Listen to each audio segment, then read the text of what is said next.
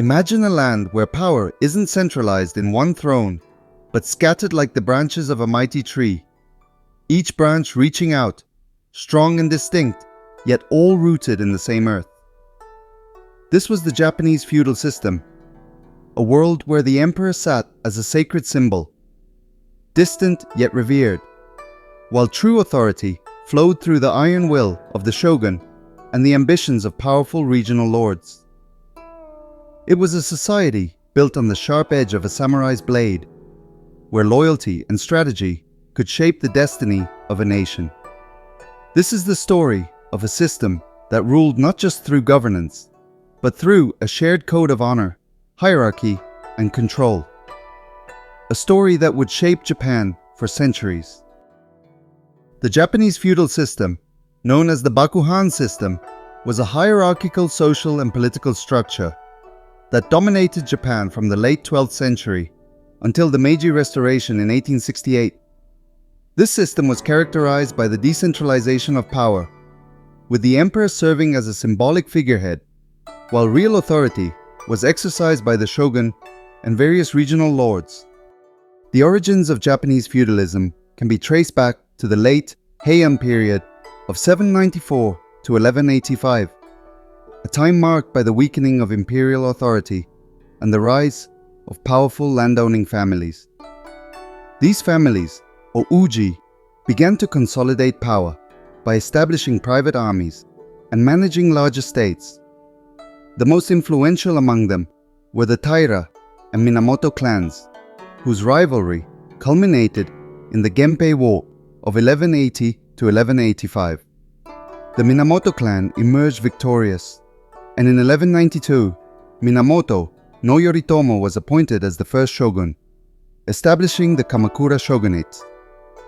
This event marked the formal beginning of the feudal era in Japan.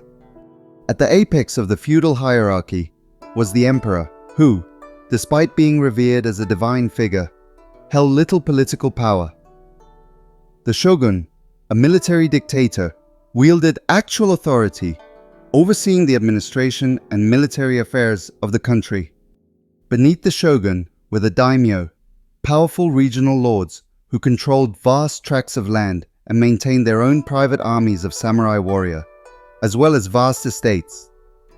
Each daimyo governed their own domain, collected taxes, and upheld the shogun's laws within their territories.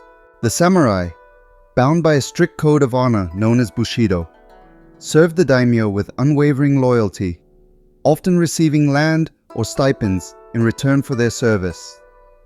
They served as soldiers, administrators, and enforcers of the law, but were also bound by the code of bushido, which emphasized honor, discipline, and loyalty. Below the samurai were the peasants, primarily farmers, who made up the majority of the population. Despite their lower status, they were highly valued for their role in producing food, which was essential for society's sustenance. Confucian ideals placed them above artisans and merchants due to their contribution to the community's well-being. Below the peasants were the artisans, who were skilled craftspeople who produced tools, clothing, pottery, and other goods. They held a higher status than merchants, but were considered below peasants, as their work, while important, was seen as less directly vital than agriculture. Then finally were the merchants, who engaged in trade and commerce. Despite often being wealthy, they were placed at the lowest rung because their work was perceived as not producing original goods, but merely distributing the products of others. The Bakuhan system derives its name from the combination of Bakufu, the shogunate, and Han, the domains governed by the daimyo. This dual structure allowed for a balance of power between the central authority of the shogunate and the semi-autonomous domains of the daimyo. The shogunate implemented policies to maintain control over the daimyo, such as the Sankin-Kotai system during the Edo period between 1603 and 1868, which required daimyo to spend alternating years in the capital, Edo, which is actually modern-day Tokyo, and their own domains. This policy not only ensured loyalty, but also drained the financial resources of the daimyo preventing them from amassing power to challenge the shogunate. The samurai class played a pivotal role in maintaining the feudal order. Over time, especially during the relatively peaceful Edo period, many samurai transitioned from martial roles to bureaucratic positions, becoming scholars, teachers, and artists, thereby contributing to the cultural and intellectual development of Japan.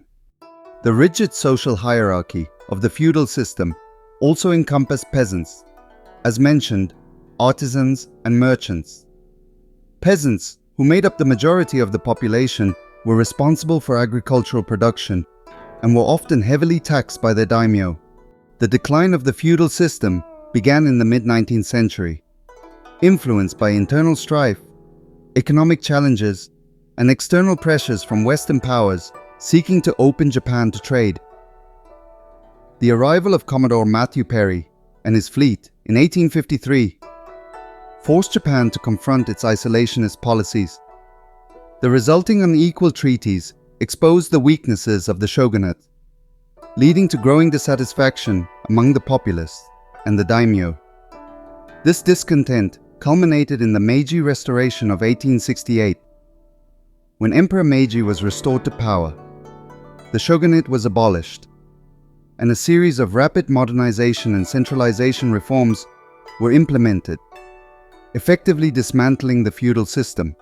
In summary, the Japanese feudal system was a complex and hierarchical structure that shaped the political, social, and economic landscape of Japan for several centuries.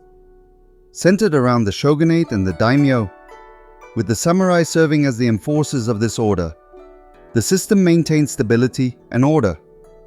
However, as Japan faced new challenges and influences, the feudal system eventually gave way to a centralized modern state, paving the way for the nation's transformation in the late 19th and early 20th centuries. In the end, the Japanese feudal system was more than just a structure of governance. It was a reflection of an era, a society bound by duty, honor, and hierarchy. Yet, as the winds of change swept across Japan, bringing foreign influence and internal awakening, this ancient system unraveled. What emerged was not simply the fall of feudalism, but the birth of a new Japan. Thank you so much for joining me on this journey through the fascinating world of the Japanese feudal system. If you enjoyed this video, I'd love for you to check out my other videos, like the peaceful art of the Japanese tea ceremony, the dramatic story of the downfall of the samurai, or the beautiful tradition of cherry blossom viewing. Each one features anime-style visuals that bring these stories to life in a unique and immersive way. To watch those videos now, you can click on the link in the description.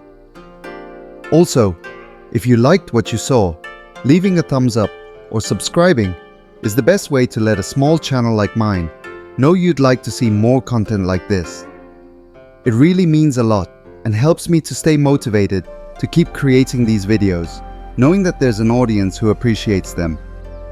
And if you do leave a comment, I'll almost certainly see it, given my status as a small YouTuber.